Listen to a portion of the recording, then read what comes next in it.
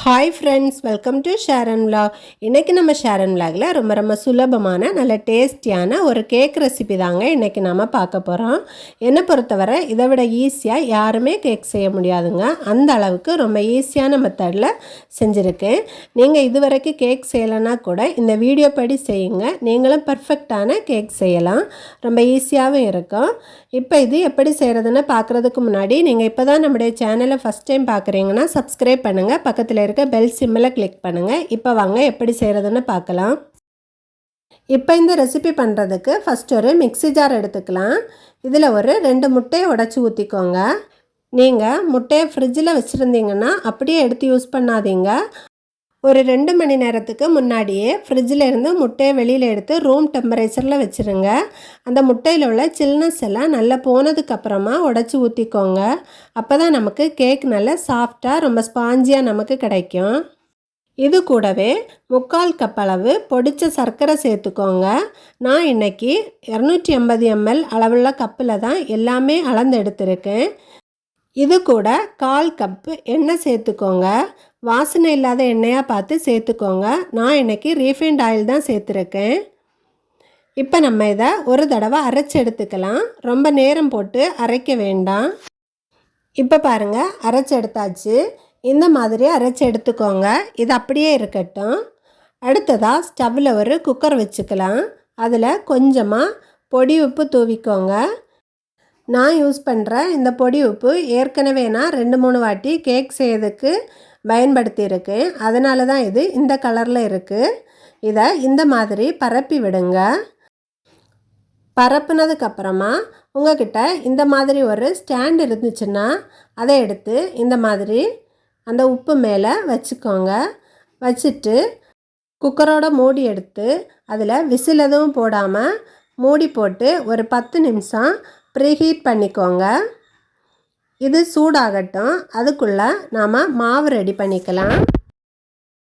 அதுக்காக ஒரு மிக்சிங் பவுல் எடுத்துக்கோங்க. இதில் நாம் ஏற்கனவே அரைச்சி வச்சுருக்கிறத இதில் நம்ம சேர்த்துக்கலாம். சேர்த்ததுக்கப்புறமா இந்த மாதிரி ஒரு ஜல்லி வச்சுக்கோங்க. வச்சுட்டு இதில் 1 கப் அளவு கோதுமை மாவு எடுத்துக்கோங்க. இது 250 ml அளவில் கப்பு தான். அதில் நான் 1 கப் அளவு எடுத்திருக்கேன். நீங்கள் இதுக்கு பதிலாக மைதா மாவு வேணுனாலும் எடுத்துக்கலாம். கூடவே 1 டீஸ்பூன் பேக்கிங் பவுடர் சேர்த்துக்கோங்க. கூடவே 2 சிட்டிகை உப்பு சேர்த்துக்கோங்க. சேர்த்துட்டு இதை நம்ம நல்லா சலிச்சு எடுத்துக்கலாம். இந்த மாதிரி சலிச்சு சேர்க்குறதால மாவு நமக்கு கலக்கும்போது கட்டிப்படாமல் இருக்கும். இப்போ இது கூட 1/2 கப் அளவு காய்ச்சின பால் சேர்த்துக்கோங்க. சேர்த்துட்டு இதை கலந்து விட்டுக்கலாம்.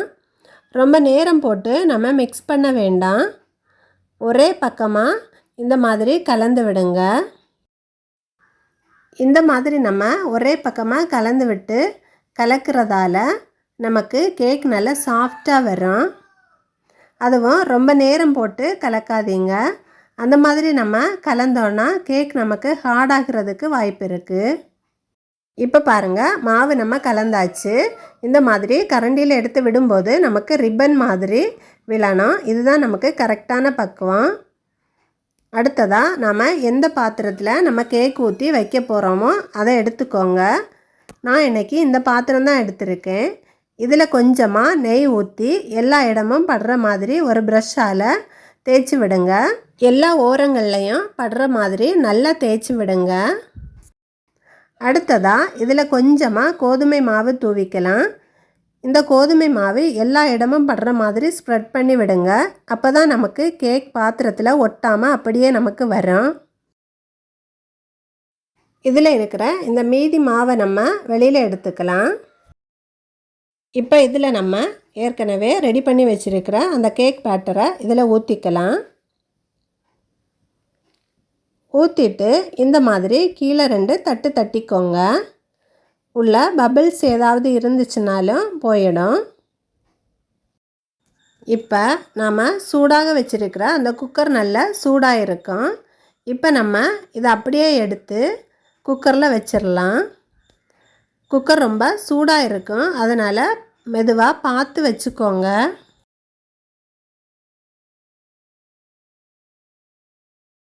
பாத்திரத்தை உள்ளே வச்சதுக்கப்புறமா மூடியில் விசில் எதுவும் போடாமல் மூடியை போட்டு ஒரு 30 நிமிஷம் வேக விடுங்க. 30 நிமிஷத்துக்கு அப்புறமா நம்ம திறந்து பார்க்கலாம்.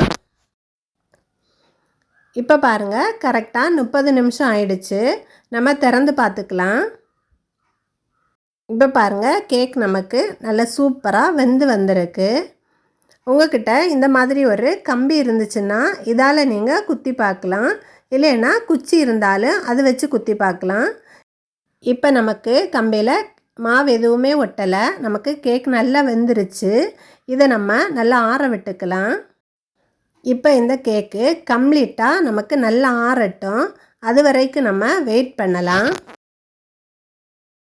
இப்போ பாருங்கள், கேக் நமக்கு நல்லா ஆறிடுச்சு.